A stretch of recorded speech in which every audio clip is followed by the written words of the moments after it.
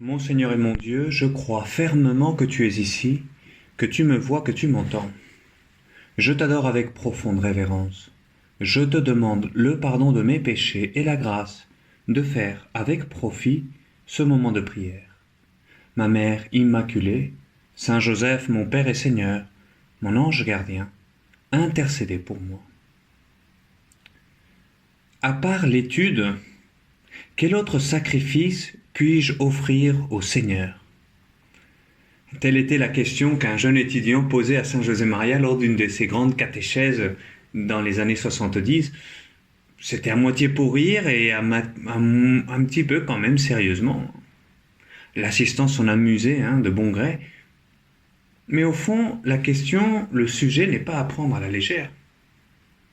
Parce que pour beaucoup de jeunes et de moins jeunes, j'en ai vu qui mènent une vie assez exemplaire, une vie de piété, et ils ont le désir de connaître le Seigneur, de se donner, mais d'un autre côté, ils n'accordent pas suffisamment d'importance à leurs études, à leur travail, ou même à leur formation. C'est quelque chose d'un peu secondaire, puisque, disent-ils, Dieu est amour, et cela suffit. Et pourtant, que c'est important, l'étude est fondamentale, la formation est essentielle. Demandez à saint Thomas d'Aquin que nous fêtons aujourd'hui, il ne leur dirait pas moins. Lui que l'Église appelle le docteur angélique en raison de ses vertus, et en particulier de la profondeur de sa pensée, de la pureté de sa vie, il en était convaincu. L'étude, la connaissance, la raison, ce sont de puissants alliés pour aller à la rencontre de Dieu. Cette conviction, il la puise dans la Bible elle-même. Prenons le psaume 135, 136, un psaume pascal dans lequel Israël célèbre les hauts faits de Dieu dans la création et dans le salut. C'est ce psaume qui répète une fois et une autre « Rendez grâce au Seigneur, il est bon, éternel est son amour ». Et on le répète une fois et une autre. Et effectivement, ce psaume invite à rendre grâce pour la création. Lui qui fit les cieux avec sagesse, éternel est son amour. La terre sur les eaux, éternel est son amour. Les étoiles, les animaux, éternel est son amour. Et puis après, sans solution de continuité, on passe à l'histoire du salut. Lui, Dieu qui frappa les Égyptiens dans leurs aînés, éternel est son amour. Lui qui nous a libérés d'Israël, de l'Égypte, éternel est son amour. Lui qui nous a donné la terre promise et qui nous accompagne dans nos péripéties, éternel est son amour. Et on termine en disant « Rendez grâce au Seigneur, au Dieu du ciel, éternel est son amour ». C'est le même Dieu créateur et sauveur qui agit dans la création et dans l'histoire. Et par conséquent, saint Thomas était convaincu que pour accéder à Dieu, la foi et la raison, la prière et l'étude sont deux voies distinctes, mais qu'elles convergent vers la vérité qui procède du seul et unique Dieu. Dieu est amour, mais il est aussi vérité. Et par conséquent, la raison, l'étude, peut être vraiment un chemin vers Dieu, vers ce Dieu qui est vérité. Ce Dieu qui s'est révélé comme la vérité en Jésus-Christ. Je suis la vérité. Le chemin, la vérité et la vie. Mais la vérité. Et saint Thomas affirmait, mais observer l'ordre de l'univers, je cite, et les dispositions de la divine providence est une activité éminemment délectable. C'est-à-dire que l'étude, la culture, les sciences me rapprochent de Dieu, de ce Dieu qui est vérité, la vérité suprême. Le bien, le droit me rapproche de ce Dieu qui est juste et qui est la bonté même. L'art me fait entrevoir un peu de la beauté de Dieu. Et par conséquent, l'étude m'oriente vers Dieu. L'étude est importante dans ma vie. La formation est importante dans ma vie. Elle m'oriente vers Dieu. Plus encore, elle est le lieu même de la rencontre avec Dieu, parce que ce Dieu qui est vérité s'est révélé dans l'histoire comme un Dieu d'amour. Et toute l'histoire sainte, et particulièrement l'incarnation du Fils de Dieu, c'est la preuve même de cet amour. Et c'est pourquoi cette vérité, elle est amour. Et vérité et amour se rejoignent en Dieu. Et c'est pour ça que cette vérité, elle est délectable. Elle a le pouvoir de nous rendre libres, de nous rendre heureux. Elle me conduit à Dieu lui-même. Et saint Thomas d'Aquin, qui a dédié sa vie à l'étude, expliquait que la contemplation de la vérité est là à son origine l'amour. Et elle se termine dans la joie, dans l'amour de l'objet contemplé, dans l'acte même de la connaissance, comme un acte de vie, comme une participation à cette vie même que Dieu nous a donnée. Dieu est amour. Et ainsi, l'étude, la formation, elle est en elle-même un moment d'union avec Dieu. C'est toi, Seigneur, qui as dit, peu de temps avant de mourir, la veille de ta mort, sanctifie-les dans la vérité. Dans la vérité de la foi, certes, mais dans toute vérité. Sanctifie-les dans la vérité, parce que Dieu nous bénit d'une manière particulière, mystérieuse. Mais il est là, mystérieusement présent, quand nous étudions, quand nous nous formons, quand nous travaillons. Et la science et la foi, la raison et la foi vont main dans la main, et ils se rejoignent en Dieu, qui est amour. Et par conséquent, cette étude s'ouvre alors aussi aux autres. Parce que Dieu est vérité, parce qu'il s'est révélé, parce qu'il nous a montré son amour, la vérité, elle est aimable.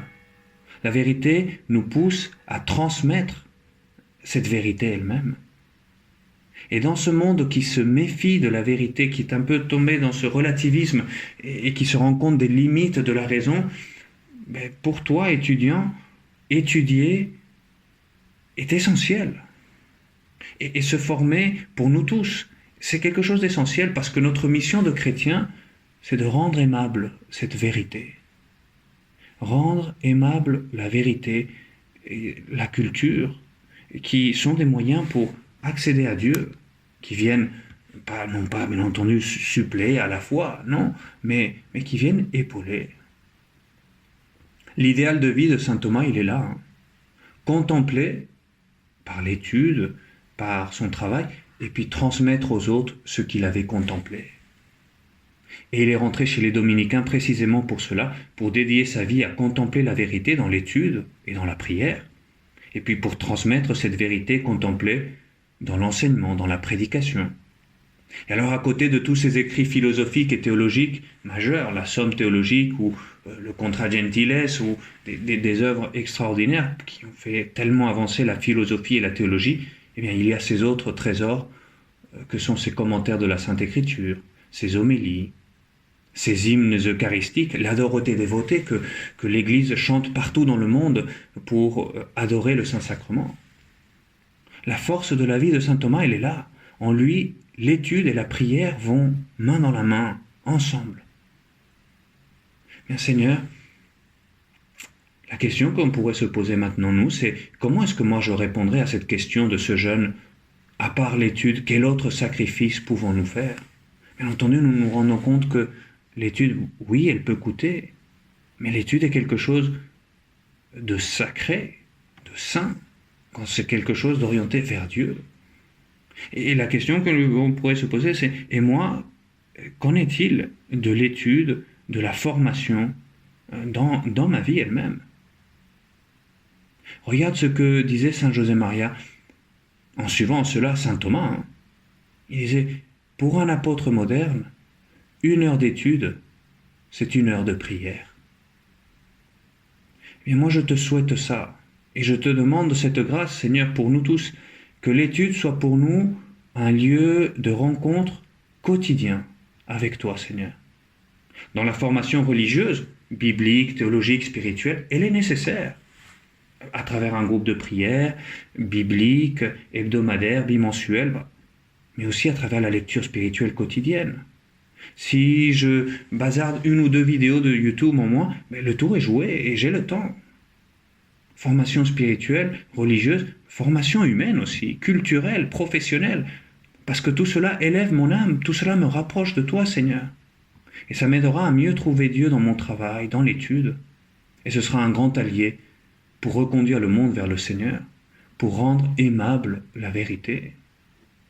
Voilà une belle mission pour chacun d'entre nous, chacun à notre niveau. On n'a peut-être sûrement pas reçu autant de qualités intellectuelles que celle de saint Thomas, mais cette raison, elle vient prêter main forte à la foi pour purifier nos croyances, elle vient nous aider.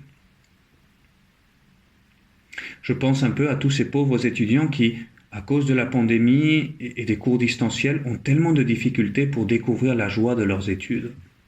Eh bien, saint Thomas intercède pour eux, pour que le Seigneur leur concède d'abondantes grâces, pour découvrir là un chemin vers ce Dieu qui est vérité et qui est amour, et qui nous attend là. Oui, il y a un effort, mais il y a la joie de te découvrir, Seigneur, dans l'étude. Voilà ce que je te demande pour les étudiants, mais pour tous, pour que cette formation quotidienne vienne enrichir notre vie de foi, notre relation avec ce Dieu qui est vérité et qui est amour. Terminons ce moment de prière avec saint Thomas lui-même, avec cette très belle prière qu'il récitait avant de se mettre à l'étude. Donne-moi la pénétration de l'intelligence, Seigneur. Donne-moi la faculté de me souvenir, la méthode et la facilité de l'étude, la profondeur dans l'interprétation et une grâce abondante d'expression. Fortifie le début de mon étude, dirigeant le cours. Aide-moi à mener cette étude parfaitement jusqu'à son terme. Amen.